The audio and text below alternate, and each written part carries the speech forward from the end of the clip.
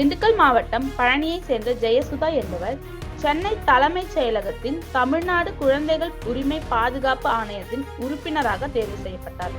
இதனை அடுத்து தமிழ்நாடு குழந்தைகள் உரிமை பாதுகாப்பு ஆணையத்தின் உறுப்பினராக பதவியேற்ற ஜெயசுதாவிற்கு நம்பிக்கை சிறகுகள் அறக்கட்டளை சார்பாக தலைவர் ரமேஷ் மாரிமுத்து தலைமையில் நிர்வாகிகள் திரளாக கலந்து கொண்டு ஜெயசுதாவை நேரில் சந்தித்து தங்கள் வாழ்த்துக்களை தெரிவித்து நினைவு பரிசினை வழங்கினர்.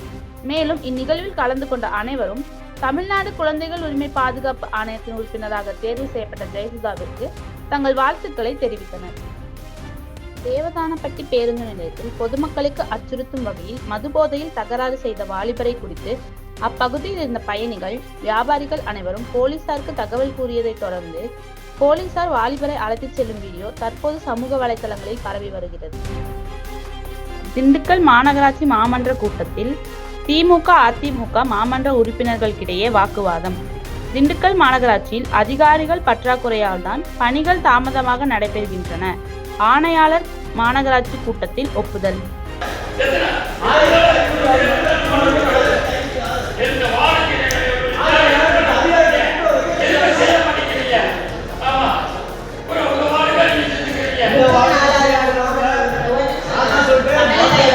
மொத்தம் 194 பேர்.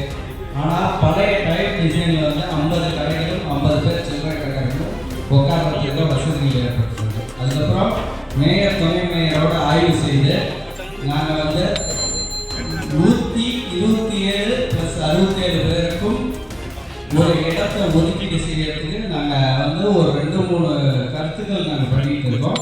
கண்டிப்பாக இது ஷார்ட் பீரியடில் நாங்கள் முடிச்சு இது பண்ணிடுவோம். இது ஒன்று.